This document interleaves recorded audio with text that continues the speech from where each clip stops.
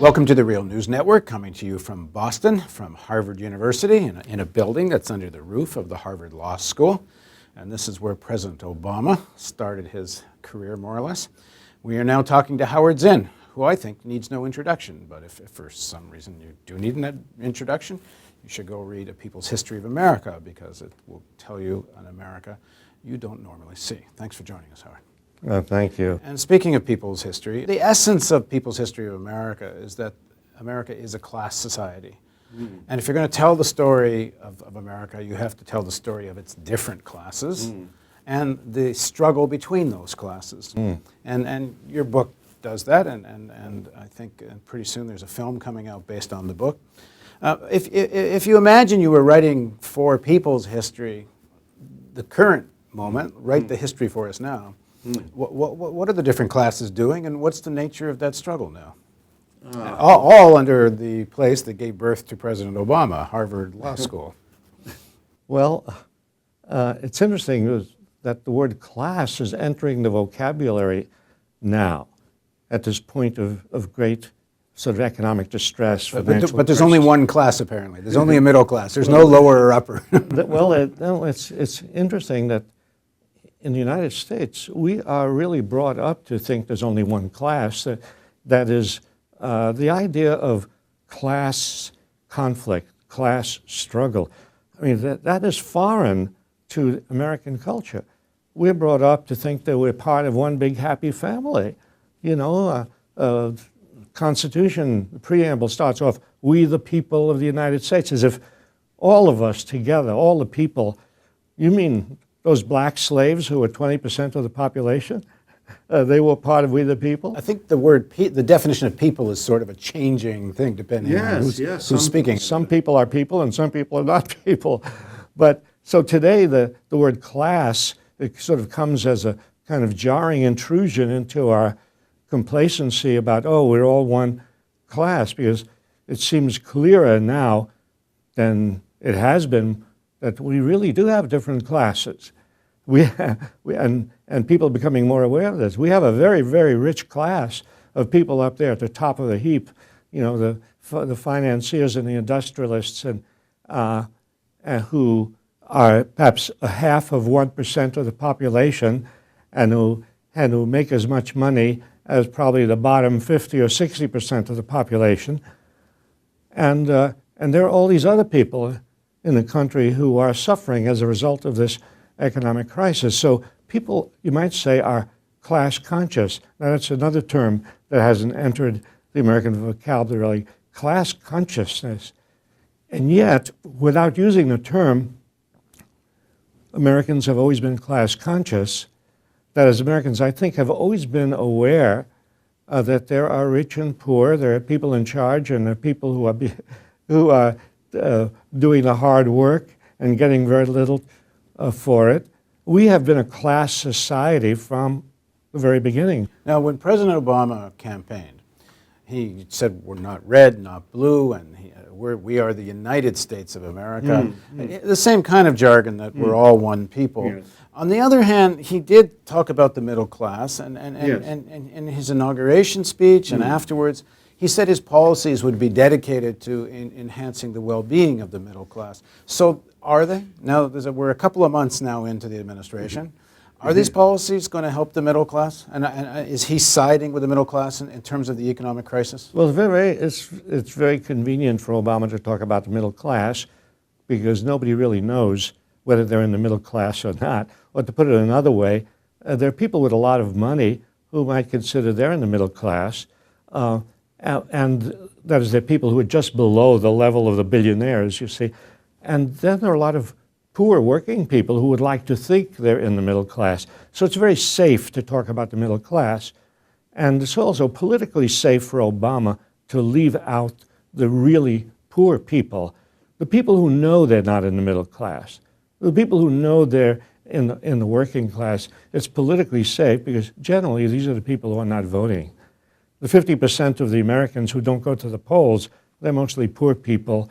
They're not middle-class people. Now, in his speech to Congress about the economy, he talked about he gave warning that more bailouts, more money was going to go to try to save the banking system. Yes. On Monday, he just announced some new measures to deal with what they're calling toxic assets, which I Yes. think is interesting. People's homes have been turned into toxic waste as a terminology. But at any rate, and in that speech to Congress, he said, we know this isn't going to be popular, but it's not about helping the banks, it's about helping you. So are these policies that are now dealing with the banking crisis really going to help you, meaning the middle class? I doubt it very much.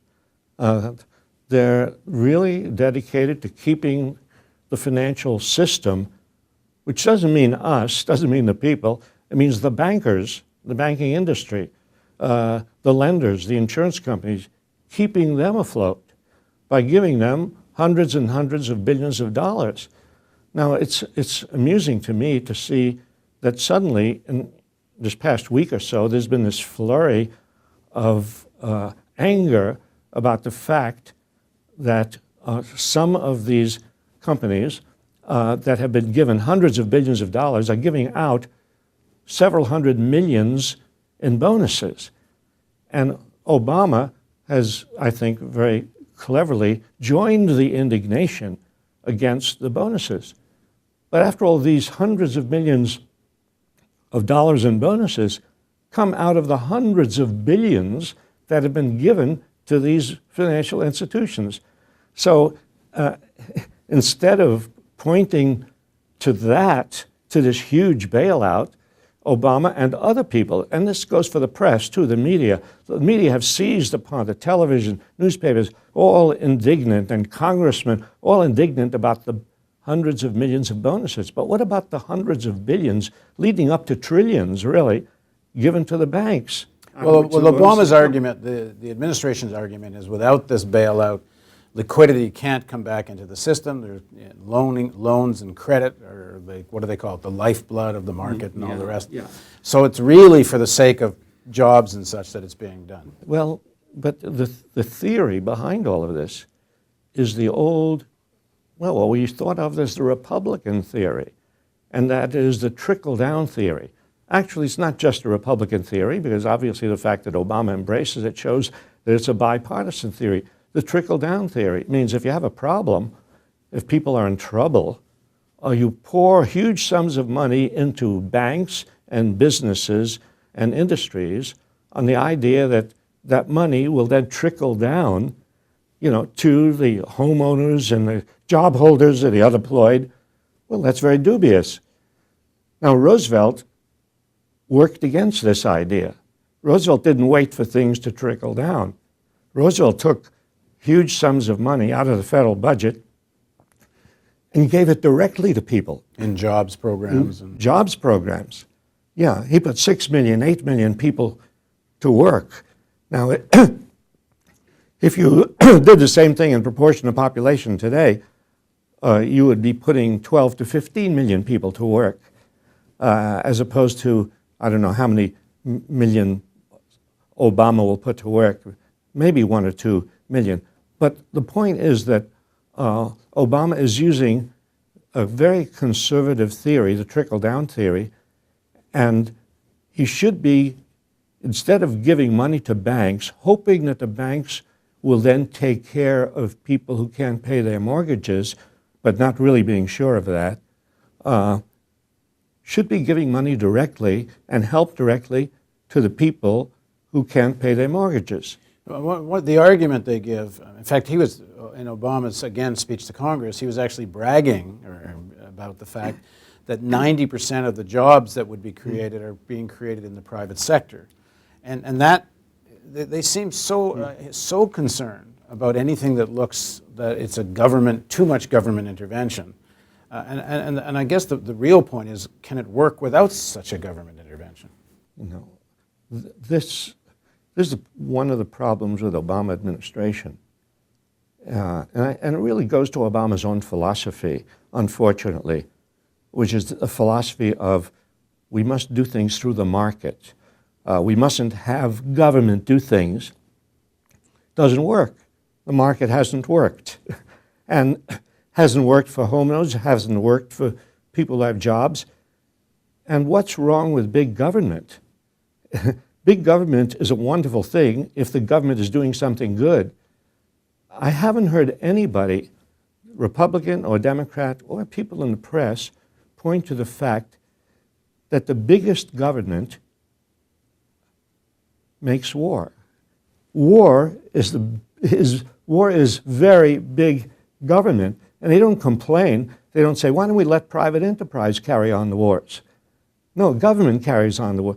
The fact is that if you're going to do anything in a big way, like war, you need the government to do it. If you do anything in a big way, like give jobs to millions of unemployed, the government has to do it.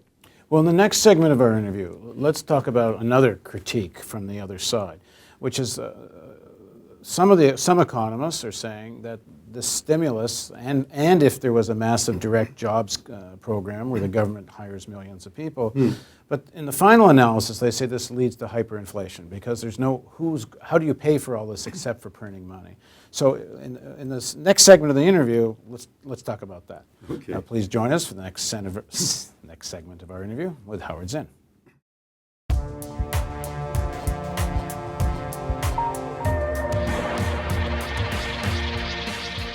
There are times when reality just asserts itself, in spite of the haze created by television news and entertainment.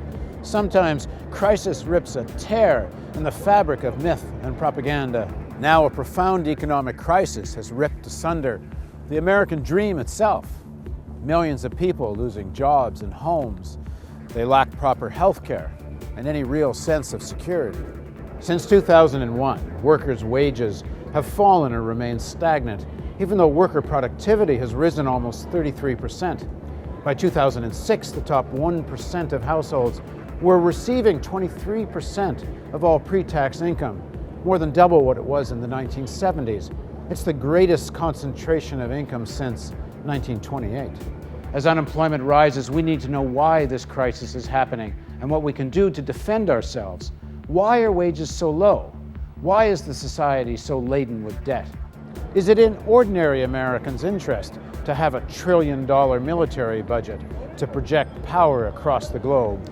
Corporate television news won't ask these questions, let alone try to find answers. Only a truly independent news network can tackle these questions with courage and with ordinary people's interests in mind. We need a news network that's independent of corporations, governments, and political parties. We need the real news. But there won't be a real news network unless we raise substantial funds right away. The current financial crisis has hit our funding hard. Together, we do have the power to turn it around. There are already hundreds of thousands of people watching the real news every month. If everyone pitches in, we can build an internet and cable television network that will change the face of media forever. You can organize house parties, talk to friends at school and at work, send email blasts and spread the word. Distribute this video to everyone you know. Pick up the phone and call a few friends and suggest they visit therealnews.com. Invest just 10 minutes a day to ask friends and colleagues to join the campaign to create a truly independent source of internet and television news. Together, we can build this network. Just 50,000 people at $10 a month gets us to our first level of sustainability. You can help us reach this goal, and when we do, we'll move to television in millions of homes across North America. Help us reach an audience in the millions. Please contribute generously. Spread the word. Let's make the Real News television network a reality.